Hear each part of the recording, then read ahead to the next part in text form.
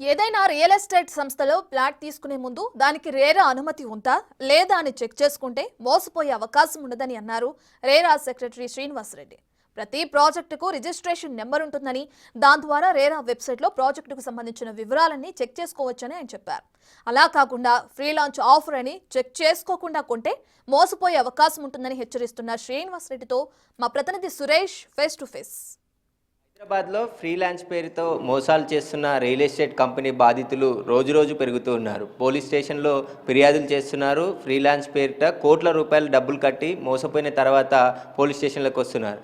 రేరా అనుమతులు ఉన్నాయా లేదా కనుక్కొని కొనాలని చెప్పేసి పోలీసులు సూచనలు చేస్తున్నప్పటికీ కూడా చాలామంది రియల్టర్లు మధ్యతరగతి ప్రజలను మోసం చేస్తున్నారు. ప్రస్తుతం మనతో పాటు రేరా సెక్రటరీ శ్రీనివాసరెడ్డి ఉన్నారు. ఒకసారి మాట్లాడదాం. సార్ నమస్తే. అసలు రేరా అనుమతి ఉన్న వెంచర్లను గుర్తుపట్టాలంటే ఎలా, అసలు ఫ్రీలాన్స్ ప్రాజెక్టులను ఎలా నమ్మాలి?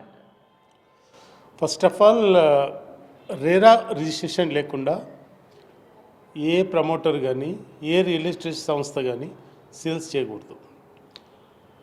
సేల్స్ ఫస్ట్ రిజిస్టర్ చేసుకోవాలంటే రియల్ ఎస్టేట్ సంస్థలు కానీ ప్రమోటర్స్ కానీ ఫస్ట్ ప్లానింగ్ డిపార్ట్మెంట్ అంటే హెచ్ఎండిఏ కానీ డిటిసిపి కానీ జిహెచ్ఎంసి కానీ వాళ్ళ ప్లానింగ్ డిపార్ట్మెంట్ నుంచి అప్రూవల్స్ తీసుకోవాలి.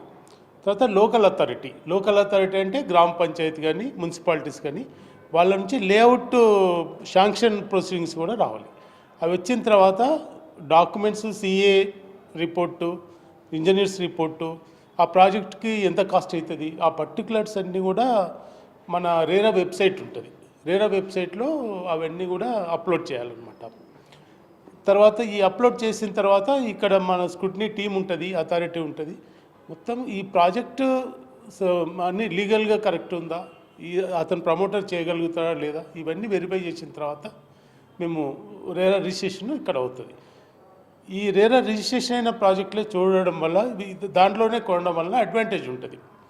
ఏంటంటే అతను ఏమైనా ప్రమోటర్ ఏమైనా కూడా డిఫాల్టర్ అయినట్టుంటే, లేకపోతే వాళ్ళు ఇచ్చిన ప్రామిస్ టైంకి కంప్లీట్ చేయకపోయినట్టుంటే, తర్వాత ఆ ఫెసిలిటీస్ ప్రామిస్ చేస్తారు, ఆ ఫెసిలిటీస్ ప్రామిస్ చేసినటువంటి ఫెసిలిటీస్ ఫుల్ఫిల్ చేయనట్టుంటే రేరా దగ్గర కంప్లైంట్ చేసుకునే అవకాశం ఉంటుంది. కానీ ఇప్పుడు ఈ మధ్యన జరుగుతున్న మీడియాలో కానీ న్యూస్ పేపర్లు కానీ ఈ మధ్యన వార్తలు చూస్తున్నాము. చాలామంది ఈ రియల్ ఎస్టేట్ సంస్థల చాలా తక్కువ కాస్ట్కి, అంటే మార్కెట్ వాల్యూ కంటే తక్కువ కాస్ట్కి దొరుకుతాయనే ఉద్దేశంతో ఆశపడి కొంతమంది అట్లా వెళ్తున్నట్టు ఉన్నారు. సో అట్లా వెళ్ళకూడదు. వెళ్తే ఇట్లాంటి ఫేస్ చేయాల్సి వస్తుంది, ఇట్లాంటి ప్రాబ్లమ్. రియల్ ఎస్టేట్ కంపెనీలు పెద్ద ఎత్తున బ్రోచర్స్ కానీ కస్టమర్స్ని ఆకర్షించే విధంగా సెలబ్రిటీలతో ప్రమోటింగ్ చేయిస్తున్నారు. అసలు రేరాలో అనుమతి లేకుండానే అసలు భూమే లేకుండా ఫ్రీలాన్స్ ఓపెన్ చేస్తారు. అలాంటి వారిపైన రేరా ఏ విధంగా చర్యలు తీసుకునే అవకాశం? ఇప్పుడు సెక్షన్ 3 and 4 ప్రకారము తప్పకుండా ప్రతి రియల్ ఎస్టేట్ సంస్థ చేసుకోవాలి. ఇప్పుడు ప్రీ లాంచ్ ఆఫీసర్ అనేది చేయకూడదు, చట్టరీత్యా నేరం అది. ఇది కంట్రోల్ చేయడానికి మేము కూడా మన రేరా సంస్థ పబ్లిక్ అవగాహన కల్పించడం కోసం కూడా మనం ఒక 4 పేపర్లు, తెలుగు పేపర్ల, ఇంగ్లీష్ పేపర్ల రేరా అలర్ట్ అని ఇవ్వడం జరిగింది. అవి ఫాలో అయితే సరిపోద్ది యాక్చువల్గా. ఇప్పుడు సరే, ఇప్పుడు ఆల్రెడీ మేము అవన్నీ ట్రాక్ చేస్తున్నాం యాక్చువల్గా. ఎలక్ట్రానిక్ మీడియాలో కానీ బ్రోచర్స్ కానీ రకరకాలుగా ఈ కొంతమంది సెలబ్రిటీని ద్వారా కూడా ప్రచారం చేస్తున్నారు. ఇవన్నీ కూడా గమనిస్తున్నాము, మొత్తం కూడా మేము ట్రాక్ చేస్తున్నాము.